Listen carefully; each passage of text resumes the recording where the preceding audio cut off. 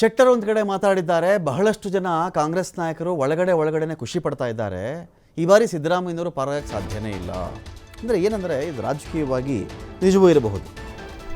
ಒಬ್ಬರು ಮುಖ್ಯಮಂತ್ರಿ ಪಟ್ಟದಿಂದ ಕೆಳಗಡೆ ಇಳಿತಾರೆ ಅಂದರೆ ನಾನು ಪಟ್ಟಕ್ಕೆ ಹೆಂಗೆ ರೆಡಿ ಆಗಲಿ ಅಂತ ಇನ್ನೊಬ್ಬರು ರೆಡಿ ಆಗಬಹುದು.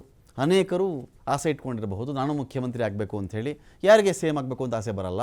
ಹಾಗಾಗಿ ಅನೇಕರಿಗೆ ಖುಷಿಯಾಗಿಬಿಟ್ಟಿದೆ ಅಂಥೇಳಿ ಶೆಟ್ಟರ್ ಅವರು ಮಾತಾಡ್ತಾ ಇದ್ದಾರೆ. ಈ ಬಾರಿ ಸಿದ್ದರಾಮಯ್ಯನವರು ಏನಾದರೂ ಪಾರಾಗೋಕ್ಕೆ ಸಾಧ್ಯನೇ ಇಲ್ಲ. ಹುಬ್ಬಳ್ಳಿಯಲ್ಲಿ ಬಿಜೆಪಿಯ MP ಜಗದೀಶ್ ಶೆಟ್ಟರ್ ಅವರ ಹೇಳಿಕೆ ಇದು. ರಾಜ್ಯಪಾಲರು ಪ್ರಾಸಿಕ್ಯೂಷನ್ಗೆ ಕೊಡ್ತಾರೋ ಇಲ್ವೋ ಅನ್ನೋ ಚರ್ಚೆ ಸಾಕಷ್ಟು ನಡೀತಾ ಇತ್ತು. ಮುಡಾ ಮತ್ತು ವಾಲ್ಮೀಕಿ ಹಗರಣಕ್ಕೆ ನಾವು ಹೋರಾಟವನ್ನು ಮಾಡ್ತಾ ಇದ್ದೇವೆ. ಪತ್ನಿ ಹೆಸರಲ್ಲಿ 14 ಸೈಟ್ಗಳನ್ನು ಪಡ್ಕೊಂಡಿದ್ದು ಸರಿಯಲ್ಲ. ಇದು ಕಾನೂನು ಬಾಹಿರವಾಗಿ ಆಗಿರತಕ್ಕಂಥ ಕೆಲಸ ಅಂಥೇಳಿ ಜಗದೀಶ್ ಶೆಟ್ಟರ್ ಹೇಳಿದ್ದಾರೆ. ಪ್ರಾಸಿಕ್ಯೂಷನ್ ಪರ್ಮಿಷನ್ ಕೊಡ್ತಾರೋ ಇಲ್ಲೋ ಅನ್ನುವಂಥದ್ದು ವಾದ ವಿವಾದ ಕಳೆದ ಹಲವಾರು ದಿವಸಗಳಿಂದ ನಡೀತಾ ಇತ್ತು.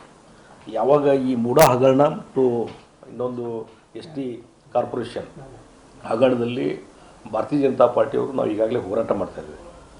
ಇದರಲ್ಲಿ ನೇರವಾಗಿ ಮುಖ್ಯಮಂತ್ರಿಗಳ ಜವಾಬ್ದಾರಿ ಇದೆ, ಅವ್ರದ್ದೇ ಒಂದು ನೇರವಾದಂಥ ಕೈವಾಡಿದೆ ಅನ್ನುವಂಥದ್ದು ನಾವು ಮೊದಲಿಂದಲೂ ಭಾರತೀಯ ಜನತಾ ಪಾರ್ಟಿ ಹೋರಾಟ ಮಾಡ್ಕೊಂಡು ಬಂದೀವಿ. ಅದಕ್ಕಾಗಿ ಅವರು ರಾಜೀನಾಮೆ ಕೊಡಬೇಕು, ಇದನ್ನು CBI ಕೊಡಬೇಕು ಅನ್ನುವಂಥದ್ದು.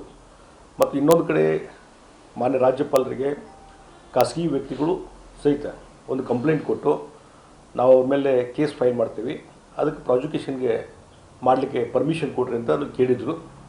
ರಾಜ್ಯಪಾಲರು ಎಲ್ಲ ಒಂದು ಲೀಗಲ್ ಎಕ್ಸ್ಪರ್ಟ್ಸು ಮತ್ತು ಎಲ್ಲವನ್ನೂ ಅವಲೋಕನ ಮಾಡಿಕೊಂಡು ಚರ್ಚೆ ಮಾಡಿಕೊಂಡು ಇವತ್ತು ಬೆಳಗ್ಗೆ CM ಸಿದ್ದರಾಮಯ್ಯ ವಿರುದ್ಧ ಪ್ರಾಸಿಕ್ಯೂಷನ್ ಮಾಡಲಿಕ್ಕೆ ಪರ್ಮಿಷನ್ ಕೊಟ್ಟಿದ್ದು ನಮಗೆ ಮಾಹಿತಿ ಬಂದದ.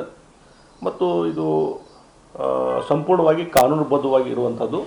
ಯಾಕಂದರೆ ಮೂಡಾ ಹಗರಣದಲ್ಲಿ ನೋಡಿದ 14 ಸೈಟ್ಗಳನ್ನು ಇವತ್ತು ಅವರು ಧರ್ಮಪತ್ನಿಯವರ ಹೆಸರಲ್ಲೇ ಪಡ್ಕೊಂಡಿದ್ದು, ಸೀಲ್ಡೀಡ್ ಆಗಿದ್ದು ಎಲ್ಲ ನೋಡ್ತೀವಿ. ಇದು ಅಗೇನ್ಸ್ಟ್ ದ ಲಾ ವೈಲೇಷನ್. ನಾನು ಹಿಂದೂ ಹಲವಾರು ಬಾರಿ ಹೇಳಿದ್ದೇನೆ, ಇವತ್ತು ಏನೊಂದು ರೂಲ್ಸ್ ಇದೆ, ಕಾನೂನಿದೆ, ಅದಕ್ಕೆ ವ್ಯತಿರಿಕ್ತವಾಗಿ ಅದನ್ನು ವೈಲೇಷನ್ ಮಾಡಿ ಇವತ್ತು 14 ಸೈಟ್ಗಳನ್ನು ಪಡ್ಕೊಂಡಿದ್ದು ಒಬ್ಬ ಮುಖ್ಯಮಂತ್ರಿ ಜವಾಬ್ದಾರಿ ಸ್ಥಾನದಲ್ಲಿದ್ದಂಥವ್ರಿಗೆ ಅದು ಶೋಭೆ ತರುವಂಥದ್ದು ಅಲ್ಲ.